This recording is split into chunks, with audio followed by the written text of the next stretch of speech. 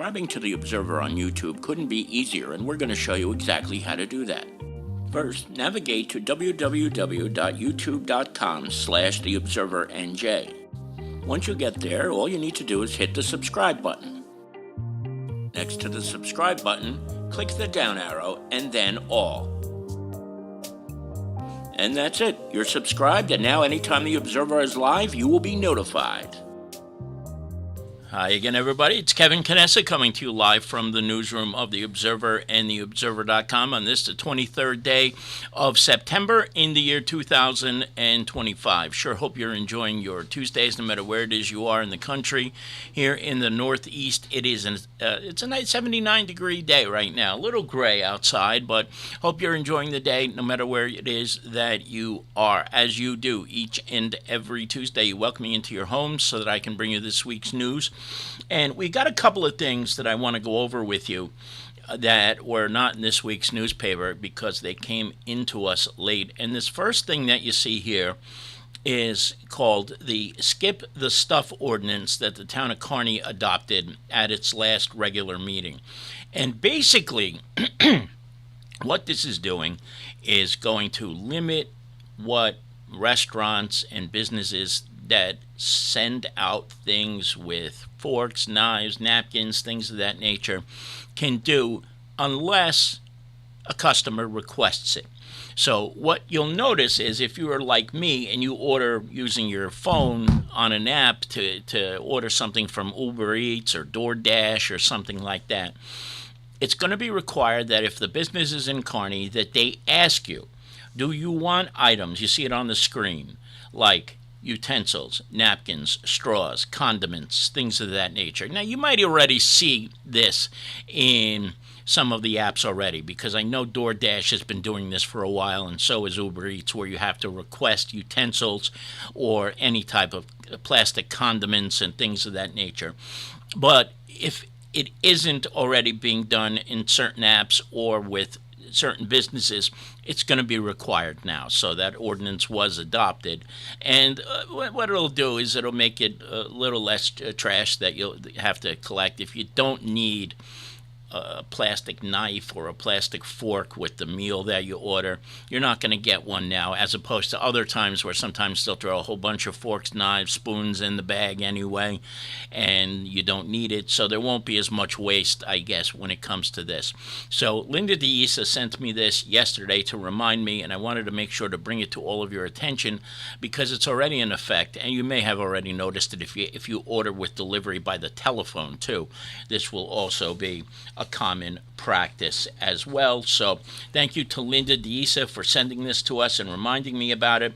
And we certainly wanted you all to know that this was in effect now, in case when you go to order something to eat, it looks a little bit different. Now, this came in from Chris Brown from the Kearney Belleville Elks. The Elks are sponsoring a community blood drive. It's a little while away, Saturday, November 1st, from 9 until 3, 9 a.m. until 3 p.m. at First Presbyterian Church, 663 Kearney Avenue. On the screen is a QR code. If you take your phone right now and you scan that QR code, it will take you to a registration site where you can register to donate blood. Now, usually these blood drives, it doesn't say this here, are not, registration is not required, but highly recommended. So if you are so inclined as to donate blood to this great cause, the New York Blood Center does a great job collecting blood for people in our neck of the woods. Scan that QR code. You can pause the video right now if you want and scan the code as well, and you can do the registration right from your phone. What they always suggest is, I think you have to be 18 years old, a certain weight, you have to eat and drink before donating, and you also have to have a photo ID in order to donate when you do go on the day of the donation, which of course is again Saturday, November 1st, over at First Presbyterian Church. So, excuse me, if you are so inclined, please scan that QR code now or visit nybc.org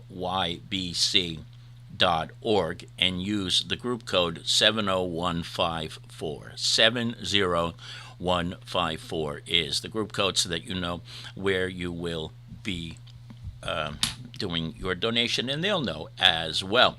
As we continue along, I want to welcome in my birthday sister, Carol Manley. We both celebrated our birthdays on Sunday. Belated happy birthday again, Carol, and thank you to all of the people who sent out beautiful messages on Facebook to the both of us. We both got a nice birthday wish from Mayor Carol Jean Doyle. Thank you very much for that, Mayor Doyle. I speak on behalf of Carol right now, saying I know we both appreciate that very, very much. And Lori Bradow is also here with us as well. Lori, thank you so much for being here with us each and every week. Lori is a regular too now. It certainly seems on the broadcast, as is Carol Manley, my September 21st birthday sister. So it is good to see you both here. And anybody else who is lurking in the background, because I know there are a couple of people who are on the air with us right now, but who are not chatting for whatever the reason is. We never say you have to chat, so keep that in mind as well. Eileen Matthew is also with us too. Thank you very much, Eileen. Thank you very, very much. I appreciate that more than you know. And also here with us as well is Bill Dow, who is, of course, the state president of the Elks in the state of New Jersey. Bill, nice to see you, buddy. And you came just in time with the blood drive information here on the screen. Again, don't forget, if you're just joining us, to scan that QR code to register to donate to the Elks Blood Drive, which is coming up on the first day of November. Now, I do need to go back to the skip the stuff ordinance real quick, because there's going to be an enforcement on this by the town of Kearney's health department. And the first violation is $25. They'll give a warning usually for the first 30 days when a new ordinance like this comes out. But the businesses will be the ones who are fined, not the people who are ordering. A $50 fine for the second and a $100 fine for the third, and any additional violations that come up after that. I don't know how much, Annie McNair is the health officer in the town of Kearney, and she does such a great job. She is really one of the best in the state of New Jersey, if not the best. We are very, very lucky to have her here. But I can't imagine, she's busy as it is, and now she's got this to add on to her plate. But it'll be interesting to see how the enforcement goes. And I got to talk to Annie about that and how she'll go about doing that. So I will certainly let you know if I hear more from Annie on how the enforcement of this ordinance goes. Once we know more, you will know as well. Margaret Ertz is here with us also. She's lurking from Belleville. Margaret, thank you very much for joining us. I'm sorry, I didn't mean lurking like that. That kind of has a creepy connotation, doesn't it? That's not what I meant, though. I just want you to know that. But I appreciate you stopping by, Margaret. It is nice to see you here as well. Now, here's this week's newspaper, the front page. The town of Kearney, with Mayor Carol Jean Doyle and Hudson County Executive Craig Guy, met with the operator and owner of the heliport in South Kearney. And they had a gentleman's agreement that they were going to limit the amount of flights that go out from South Kearney and the tourist flights and things of that nature. And it appears that they are not honoring the gentleman's agreement that was struck between the county executive and the mayor of Kearney, and also the operators of the heliport. And so they were cited last week with a violation for zoning issues, and they will have 30 days to appear and to explain themselves, and we will take it from there once we know more. But, this is a big deal for I don't think as much for people of Kearney as it is for the people of Jersey City, Hoboken, along the waterfront, all along the Hudson River, because a lot of the tourist helicopters will fly over the city of Jersey City and Hoboken. So we don't get it as much as I suppose they do on that side of the Hackensack and the Passaic Rivers. But, it's just it's a pain. It really is. And they did agree that they were going to cut back on what they would let get out and go over into the city and into Jersey City, and apparently it's just not happening. So good on Carol Jean Doyle, the mayor of Kearney, for citing this company for this, and let's see what happens in the coming days and when they answer to the summons that they got. I'll be very interested to see what they have to say. Martin Gorski is joining us here from South Carolina. Martin is originally a Kearney guy, if I'm not mistaken, but it's good to see you, Martin. Thank you for popping by as well, and to everybody else who is in the background. Now, also in South Kearney last week, I was supposed to go to this, but I wasn't able to go because I did something very, very stupid and cut my leg on a bed frame, and I was having trouble stopping the bleeding because I take blood thinners. But I was supposed to go to this, but I wasn't able to make it. But they had this event in South Kearney, and where they're really talking a lot more about the benefits of electric trucks and 18-wheelers. And there's a brand new charging station down there. So the mayor was there, and so were some of the people who are involved in that company that has the charging stations in South Kearney, and they had a press conference, discussed all the benefits of using electric vehicles with trucks as well. I'm sure that, there's always going to be an argument about electric vehicles versus gas-powered vehicles, but this was a very nice event last week in South Kearney. I'm only sorry that I wasn't able to make it, unfortunately, to that event, but we have the photo right there on page number 1. Now, I want to tell you a little bit about this. Billy Irizuma, I've known Billy for a long time.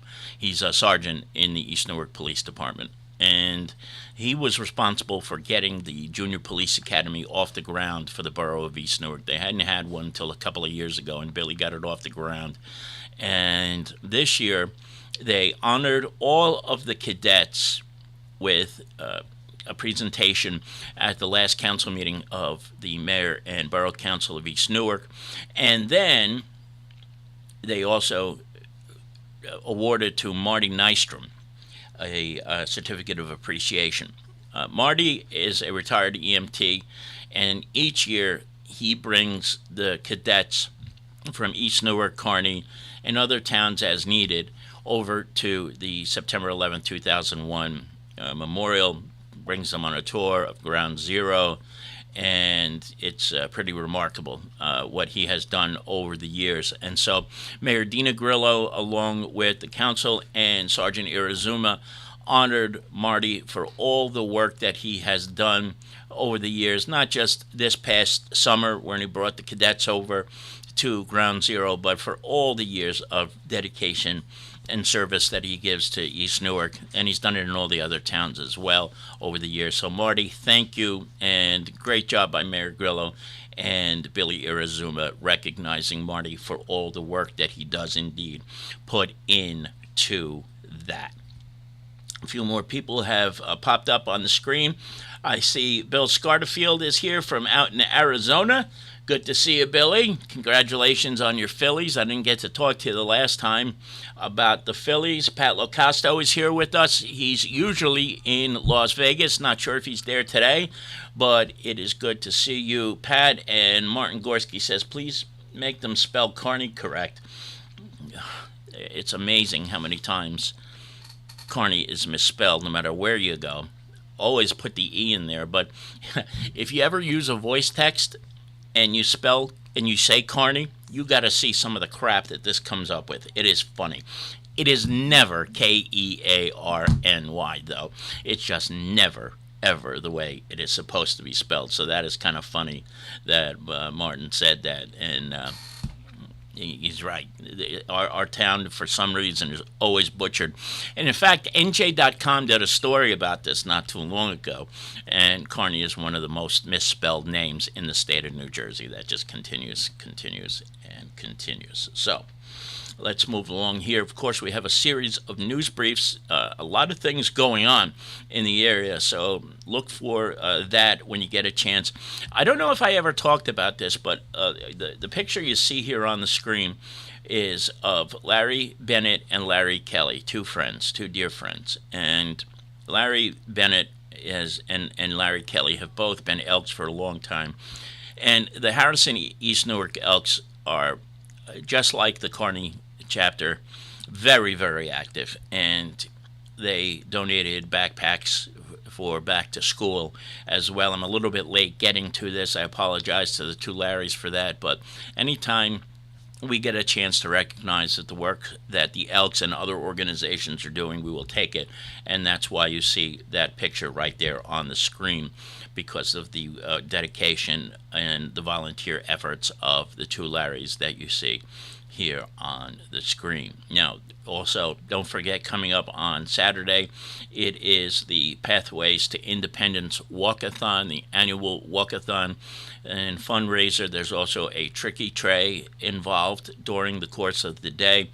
It's always a nice day, and the board of the Pathways to Independence and Alvin Cox, the executive director, it's always a very, very fun day. So if you're not doing anything on Saturday, please stop by West Hudson Park at the Schuyler Avenue entrance, and you'll be able to take part in the festivities of the annual walkathon. I can't even imagine how many years they've been doing this, but for as long as I can remember, they've been doing this. Now, also, you see one other thing, one of the final things I want to talk about today, and you see the picture of our matriarch. That is Mary Tortoretti, who we lost back in 2016. Her birthday would have been this Sunday, and every time I see her picture, and every time I think of her, and she, of course, is Lisa's mom and Tina's mom, and mother-in-law to Bobby Pizzola as well. It warms me up, because she was such a wonderful human being, and she's one of the reasons I came back to the Observer back in 2016. So her birthday would have been on Sunday. I forget how old she would have been, but man, was she some spirit. She really and truly was, and we all miss her very, very much. And so on this, just a few days before her birthday, we wish our Mary a very, very happy birthday. We love you very, very much. And to say that we miss you would be an incredibly big understatement. And I'm glad to see that Lisa is here watching as well. We love you, Mary. We miss you. Just a couple of more things. Jason Bernstein has 3 sports stories this week, including an athlete of the week that you can see right here on your screen. And then don't forget, we have a couple of pages of classified ads. There's a lot of job openings, a lot of apartments for rent. So if you need to get a new place and you need to move sometime soon, you can get a head start right here in this week's classified section. Now, I need to tell you a quick story. I recorded a segment with Tony Mondaro yesterday, because Tony can no longer join us.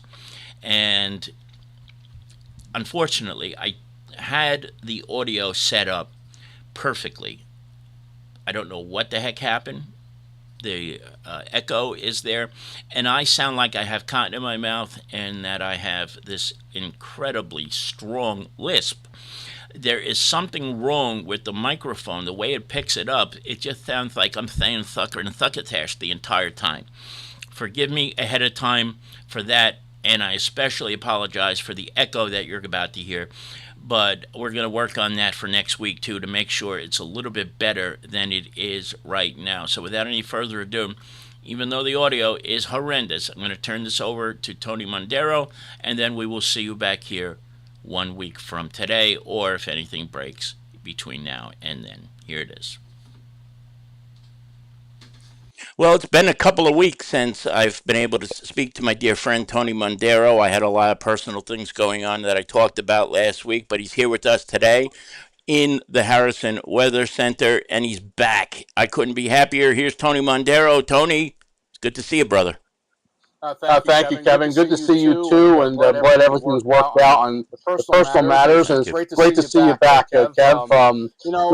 Weather-wise, it looks like as they say, La Fiesta Finito, the party is over, as we get into some unsettled weather. Yesterday being the first day of autumn, not autumnal type temperatures yet, but unsettled weather in the way of clouds and rain showers. It looks like daily now, right through Saturday, with high temperatures in the 70s and low temperatures in the 60s. Looks like our stretch of really nice weather that we had last week is over. And we're watching the tropics as well to see what happens to a system that may become tropical storm / hurricane Humberto. And some computer models have it threatening the Mid-Atlantic coast early next week. And whether or not it moves up this way is yet to be determined. We're just under a week away of that happening, so there could be a lot of changes. And for those who follow us on Facebook, please check back with us. We'll have more on that if the system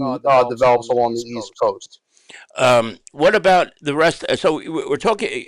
Are we looking at rain the entire week, or is it still in flux at this point? So get a little bit further into the week when we get toward the weekend. What are we looking at?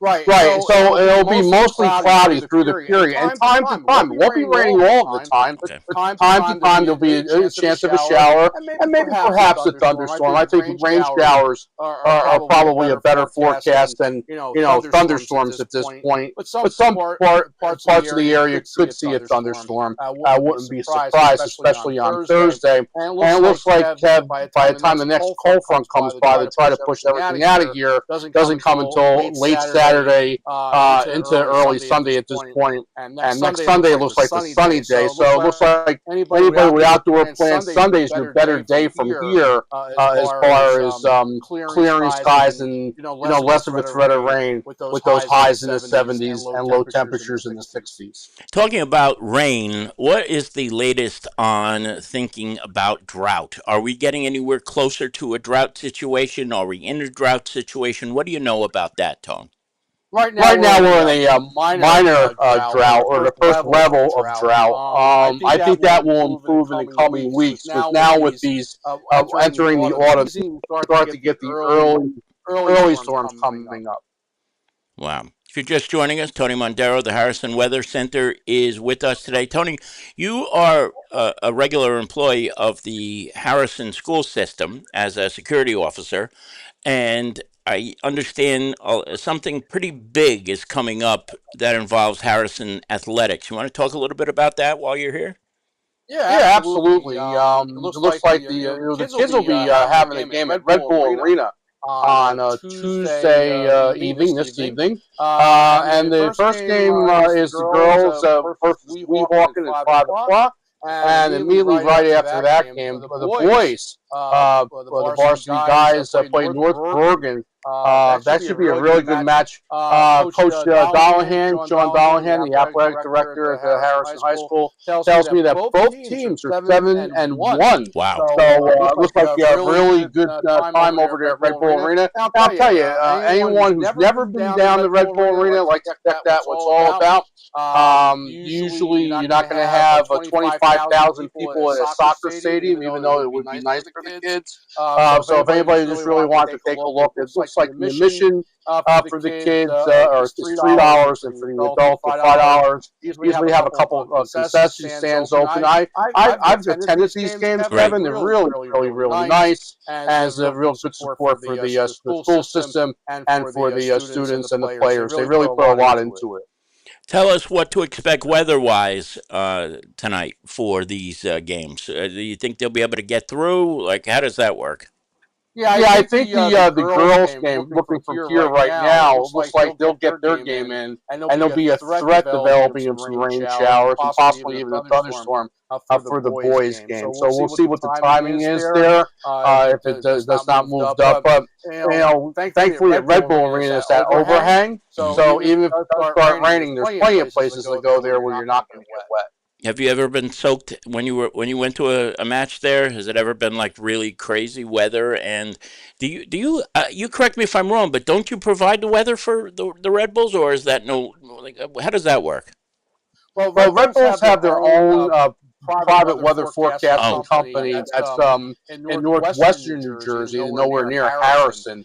But we do provide the police, fire department, EMS, and street department, and the county police with their weather data outside the arena. So we're not responsible for the arena bowl. But we are responsible for the weather outside the arena for the public safety departments. And we have coordinated with their grounds people about setting up weather equipment. They have lightning detection equipment and also a weather station on top of that arena that gives them early warning for any lightning activity within the area of Harrison, which is good, and also their weather station, both there and their practice facility in Whippany, New Jersey. Whippany, right. If you're just joining us, Tony Mondaro of the Harrison Weather Center is here with us for the first time in a couple of weeks. Thank you, Tony. What's going on otherwise? Everything else good in Tony's world? Well, I threw a hammer through a TV set watching the Met game on Sunday. I had enough of that. And it looks like the Jets are off to a great start at 0-3. So all my sports teams are doing god awful. So and just trying to keep up with my fall gardening, and pretty soon we'll be putting Halloween decorations up here. So never any break for Tony Mondaro and his clan here at the Harrison Weather Center. Well, we were just talking about the ground getting warm enough to talk about the ground forecast, and here we are. It's already the end of the damn season. Why? Oh my God! I don't know if this is the same for you, but as I get older, the more I get older, the more it seems like years just all blend into one. The days all blend into the same day, and everything goes so damn fast. It's incredible, isn't it?